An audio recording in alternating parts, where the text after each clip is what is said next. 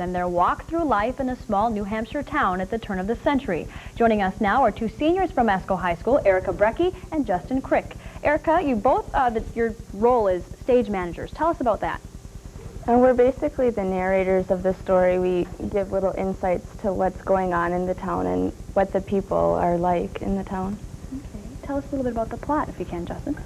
Basically, it starts off as back in the year 1901 with two families, and just basically goes through the daily life of those families from the time that they're young up until the time that they're old, and there's some marriages and some deaths that go along too with the families. We obviously don't want to give too much away because we want people to come, right? But was it difficult getting ready for this? I mean, are you nervous? Thursday's the big night. Do you think you're ready? You look great in your costumes and... Yeah, I mean, we've put, our director, Mrs. Vedder, she's put, both her and the actors have put a lot of hard work into practicing for the play and whatnot too, and it should be a really, really great performance. What do you think is going to be the draw for, I mean, is this the story that everybody could relate to? Could it happen in any town, you think? Oh yeah, it could happen anywhere. It's totally ordinary people that they grow up together, and I think it could happen anywhere and people could really relate to it. Some emotional twists in the plot a little bit, it sounds like, with the marriages. And what about this as a career? Are you thinking, I know you haven't even had your first night yet, but you're in school, you're seniors getting ready to pick a college maybe next year or go on to continuing your education. Are you thinking about acting as a career, you think? Acting is, you know, it's a tough field to get, you know, involved in once you're an adult, but as far as high school and college, I mean, there's a lot of really, really great opportunities for people who are interested in doing it during those periods of times anyway. What's it like getting dressed up and being a character, a different character for a day? A lot of people wouldn't have the courage to do it, so tell us what it's like. It's a lot of fun to sort of step out of your own personality and to be someone else, and I find it really fun to be in front of an audience and to tell them a story and to provide some entertainment for them. How many people or actors and actresses are involved? Is it something that... if you include like the technical crews and whatnot too, we have almost 40, I think. So there's a lot of people involved, a lot of people who put a lot of hard work into making this thing go. And this is something that you're learning in class. So you've already read the book, and now you're going to be acting it out. Do you think that, are there going to be some differences, or as far as what the book has? I suppose it won't be as long as the book, obviously. Oh, we're going right along with the script that people read. It'll be the same story. Okay. All right. Well, good luck to you. Opening night is Thursday night, and can you tell us the time and where and all of that stuff? We have performances on Thursday, Friday, and Saturday nights, all at 7:30, and then on Friday night we have hors d'oeuvres that start at 6:30. All right. Well, good luck to you. Thanks for coming Thank today. You. All righty. Time to check in with the newsroom. Here is Bill Lunn with a look at the stories we're working on for the 5 and 6 o'clock news. Molly, fire.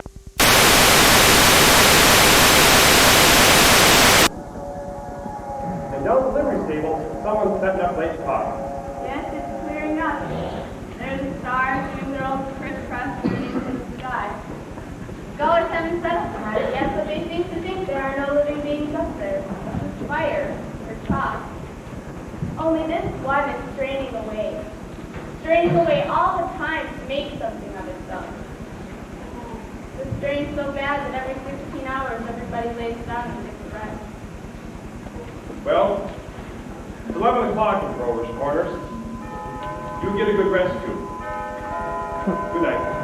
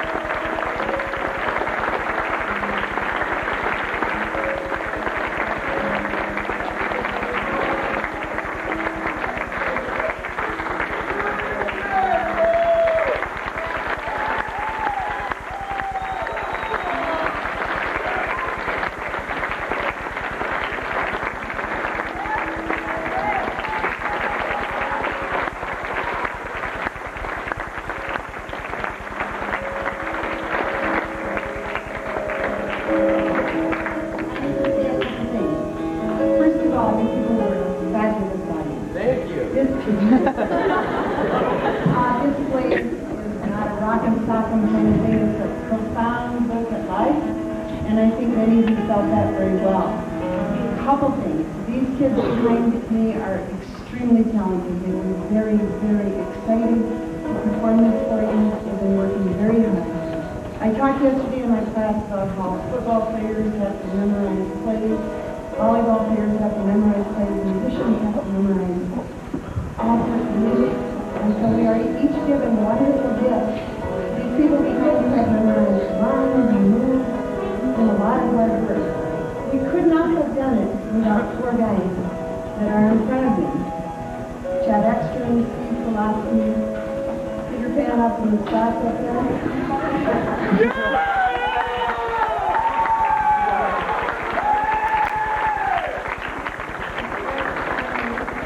And it is a production like this takes a lot of technology and a lot of good wisdom on that part too. So it's just been an honor to do the show. One more bow from the players, and then you people have a little bit longer break before 4 o'clock. Okay?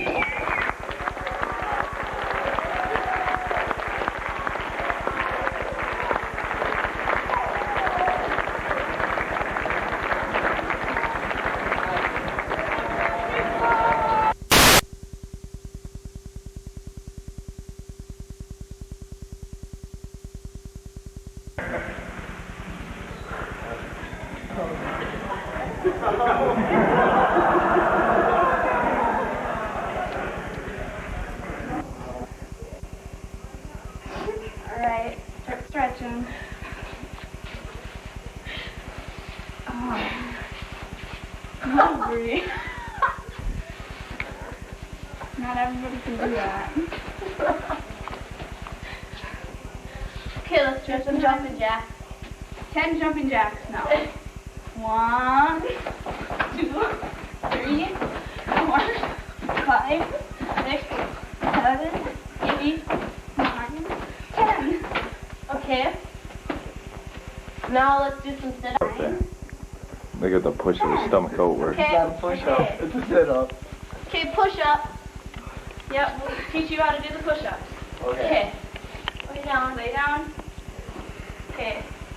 You can do girl push-ups. Yeah.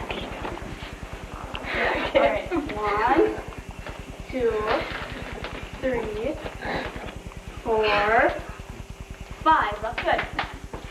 Everybody up. Okay. Now, let's do some lunges. Ready?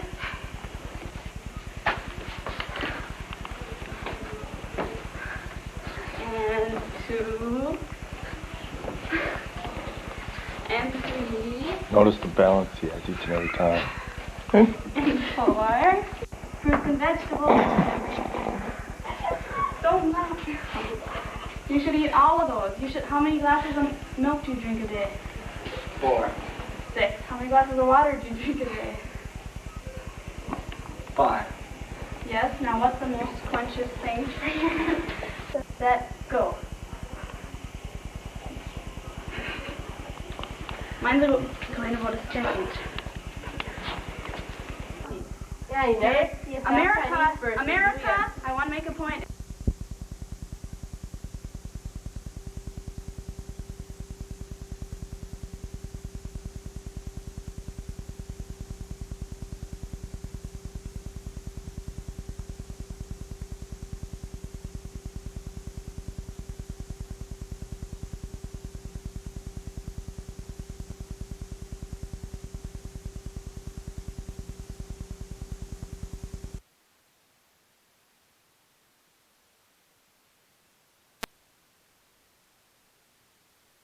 Done. And if you would have tried to go home, and if you would have, for instance, been living in an apartment, his landlord would have come up to him and said, Corey Alston, find somewhere else to live. And the list goes on and on. With this bill, we're trying to prevent things like that from happening. I mean, the chances of this occurring are very, very minimal. But there is a possibility, and we want to pass this bill so it knocks the possibility of things like that being done and said on contention.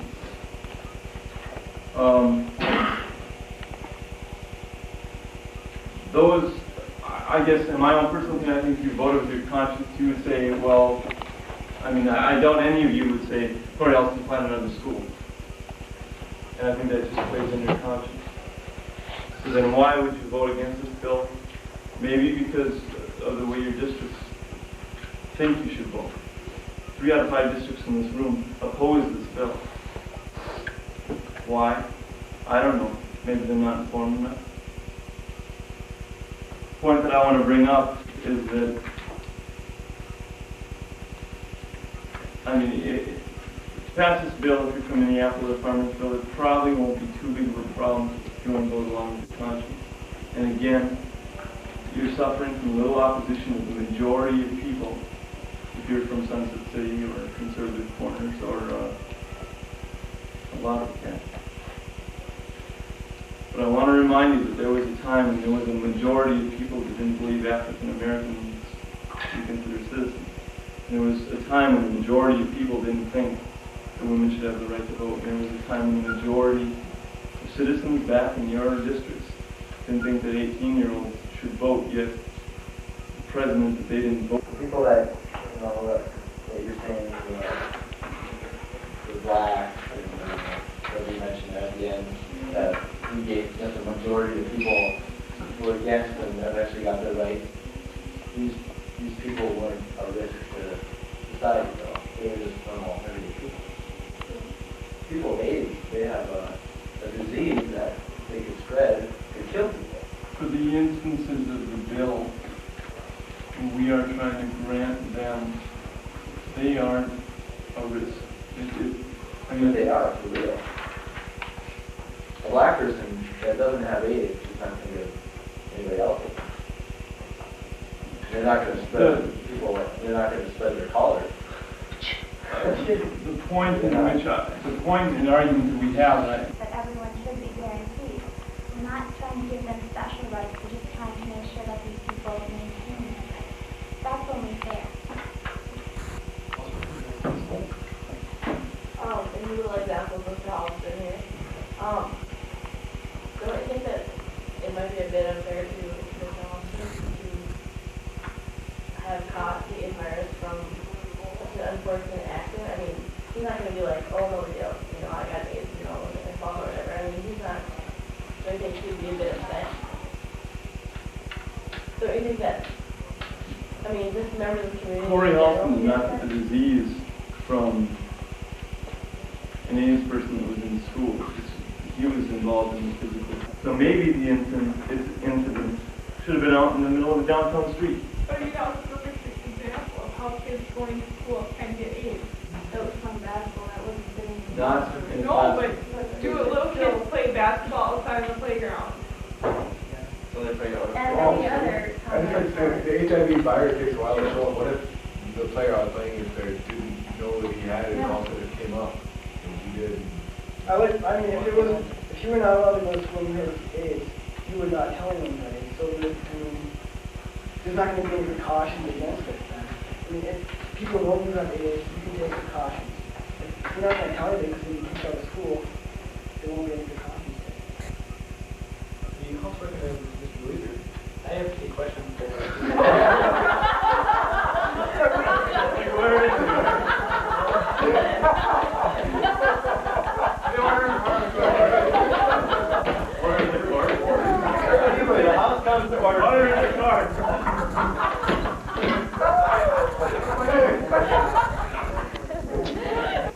Get AIDS, however they get it, they give up their fundamental rights that everyone else is supposed to have.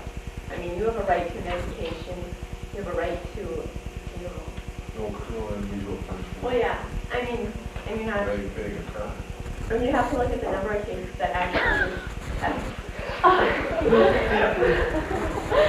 You have to look at the number of cases that actually have evolved that way by accident as compared to, like, unsafe sex. However, you know, someone might get AIDS. I mean, the majority is from sexual or drug use or something like that. And there's a lot more people out there than you're thinking about. You know, and the other people, they have that, and they also agree to treat them. So what you're saying is that they're going to be punished or what?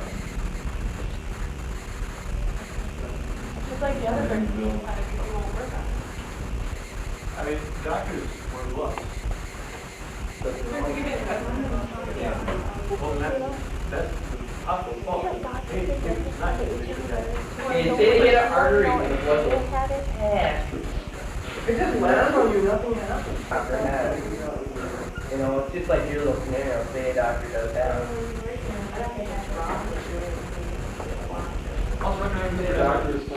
You know, Let's get one voice at a time. all traditionalists are saying basically is what if, you know, this could happen. All we're saying is theory and what hypothetically could happen. If you think about it, in theory, someone could walk in here. In theory, someone could walk in here and shoot every one of us and kill us. But what's the chance of that happening? Just like what they're saying. I do believe that his was a what if too, and you guys are all saying many what ifs as well as we are. So we're just supposed to take a chance too. You guys are saying, what if this happens? What if this happens? What you guys are saying. That's what he made the whole thing about Corey too. That's a what if. I'm not quite sure, or we can leave it vague if you want, but you see there is some room for questions there, because if a doctor does work on a patient and the doctor has AIDS, maybe the patient's really uncomfortable. I honestly don't know what sort of rights we have against the doctor with AIDS. If you know, I mean, obviously you can switch your doctor anytime, but I don't know what rights we have for them to announce that they have AIDS or to let us know that they have the HIV virus. I don't know the answer to that. You have a choice to the doctor. You can always. The question over there? Alright, as you said at the start of your speech, you made it very clear. Everyone is at risk to have AIDS. Don't you think that by allowing these people with AIDS into the classroom, that you put in an unnecessary risk on all the rest of the people in the class? You said everyone is at risk. By not allowing them in the classrooms and in hospitals and in not allowing them to have a place to live, we're not allowing them any life. I mean, we have to. Okay. And Sarah and Ryan, I'd love to hear from you, but I think, to be fair, we need to move on then and vote. I think I would say hear everybody. Yeah. Well, we said 30 seconds for each side. I think that's fair. Oh, no, we said 30 second speeches. Speeches? Yeah. 30 seconds. Oh, if the minority leader is fine with it, then I guess I'm fine with it. Okay. Now, who are their hands up? Sarah. I'd just like to say, first of all, discrimination in any form is wrong. But in this particular case, we are talking about they can't go to school, they can't have a place to live, they can't have medical care. What are they supposed to do? Just sit around and wait to die? I think that's cool. We're ready to go. I'm more physically right, but we're not ready to go. People right. And with that, we have a modernist caucus call and lead. Okay, you want to take a minute or two? It will be approximately a 5-minute caucus. Can we speed it up a little bit because You will, balance half about 6 after. You got like 5 minutes. Yeah, Ron and I well, in the third hour they talked about amending the bill. In the third hour, the modernists were going to include the provision that doctors would have to inform. What's that? What's that mean? Talk to me down there. In other words, if a doctor or a dentist had AIDS, they would have to say, hello, I'm a doctor, I have AIDS, but I would be very safe.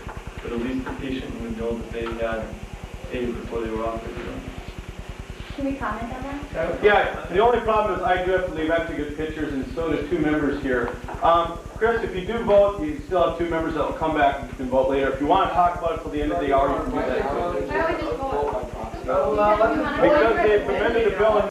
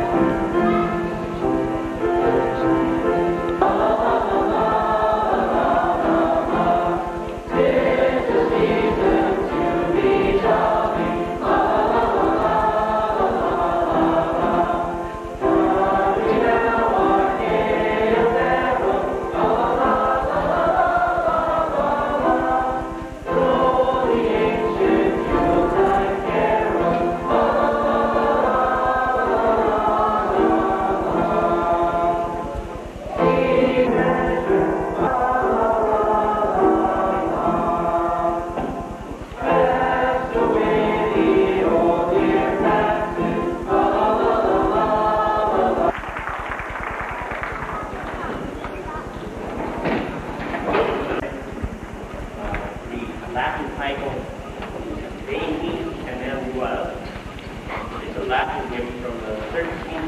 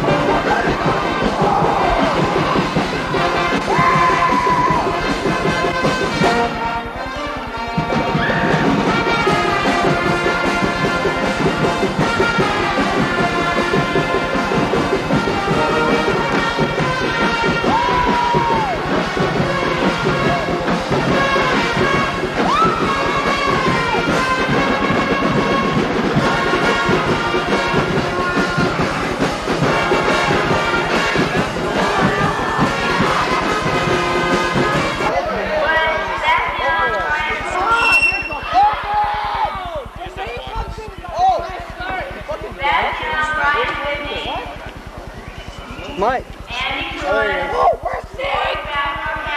Girls basketball captain, come down.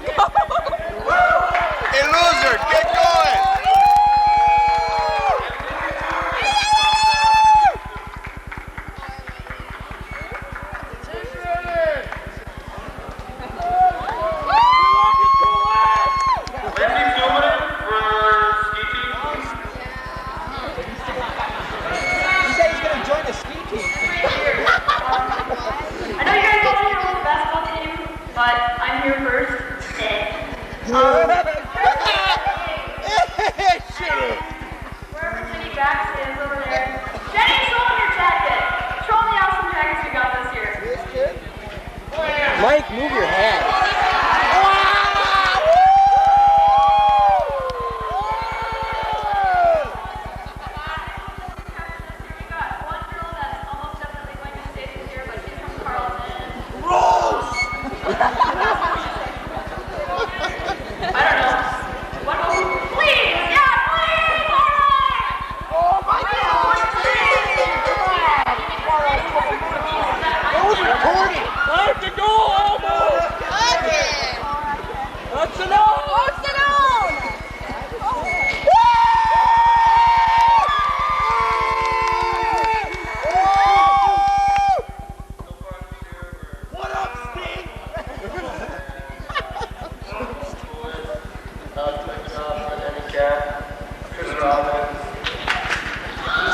Dad hours in. And then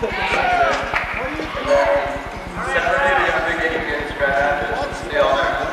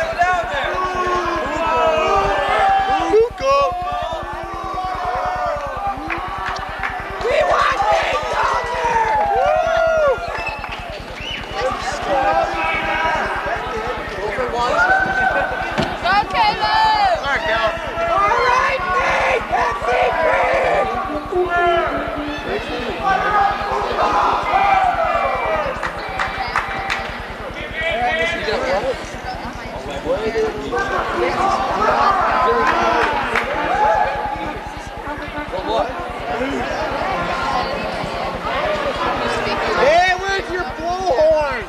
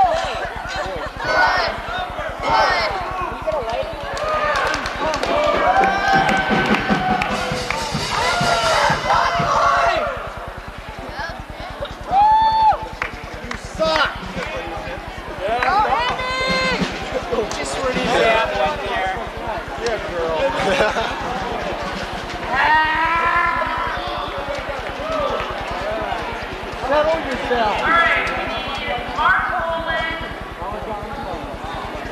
Bettina Kemper, Bob Johnson, Neil Hall, Jerry Denny, Carol Burns, Allie Zell, Matt Pontiac, Travis Fryer,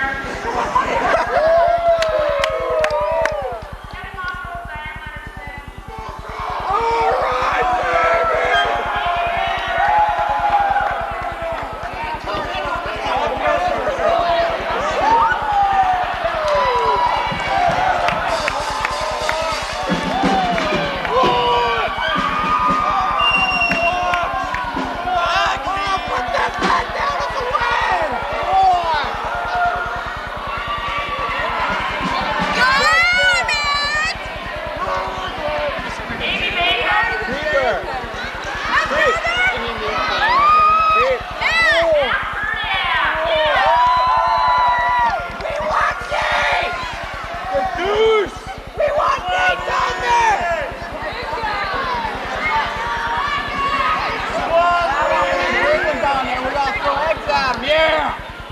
There is Mr. Burger. He's up your ass, you know where he was.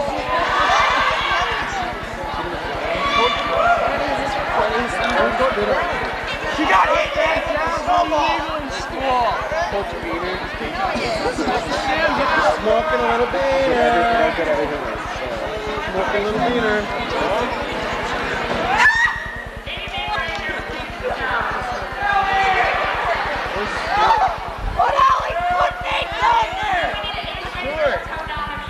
He's a bandit now. Tanner's a bandit. Look back, sleep down there!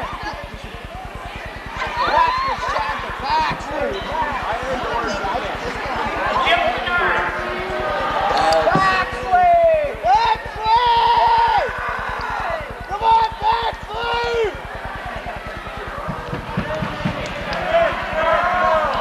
Come on, ask Sweet Johnson down there. I mean, ask what? What we're going to do is we're going to get What?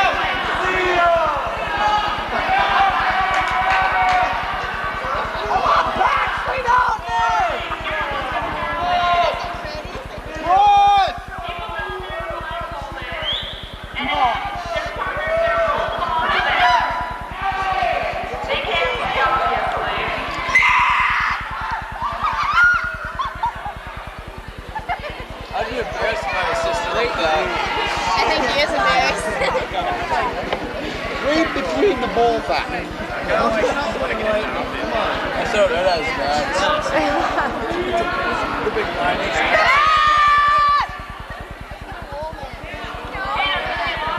Brian is cheating. He can cheat. Hey, Primus, you're cheating.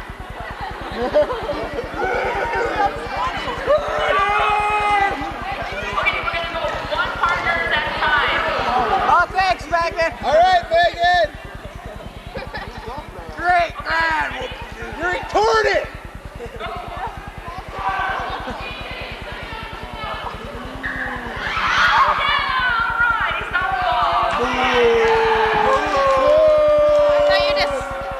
That's a buncha.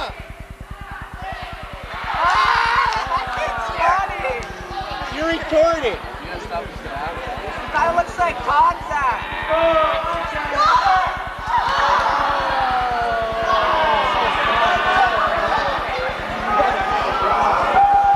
You're gonna fall it on his can.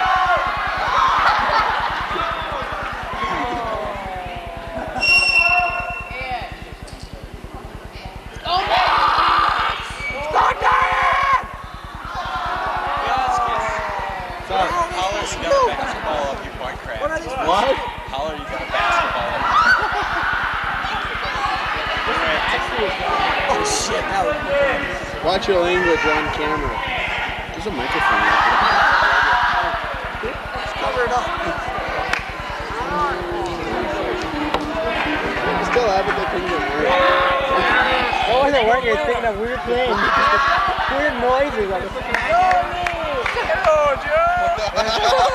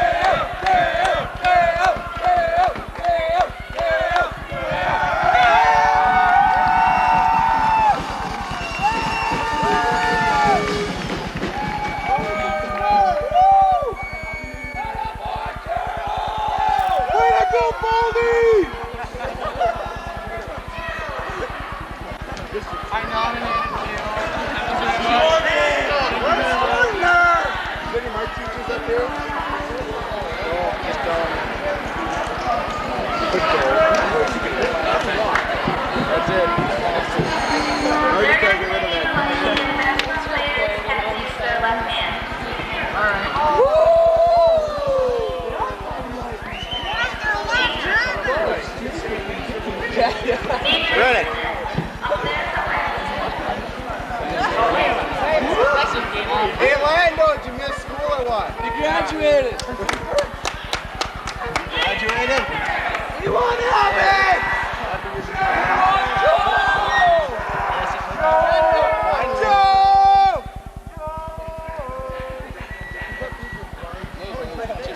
Brennan, stop.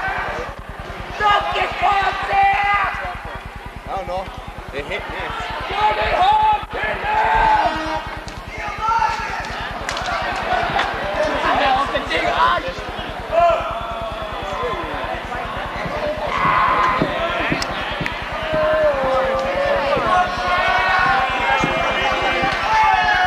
Drink to that, like.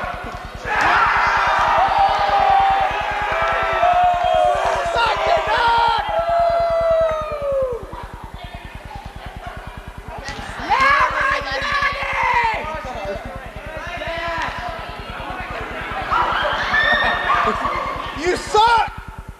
Yeah! That's your right hand.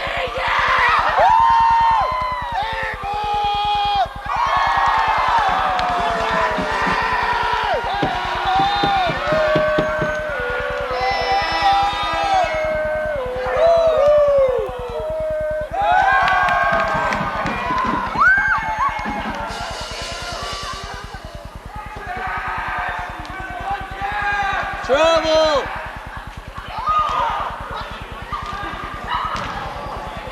That's your right hand, you Mexican.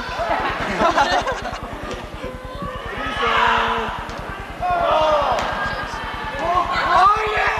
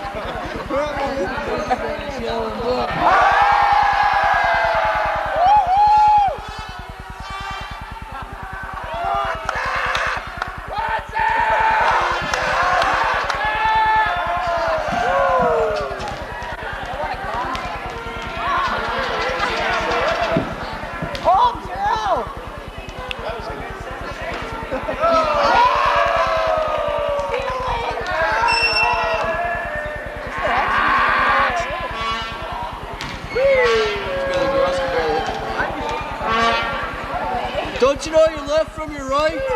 What can you take it? Just warm it up.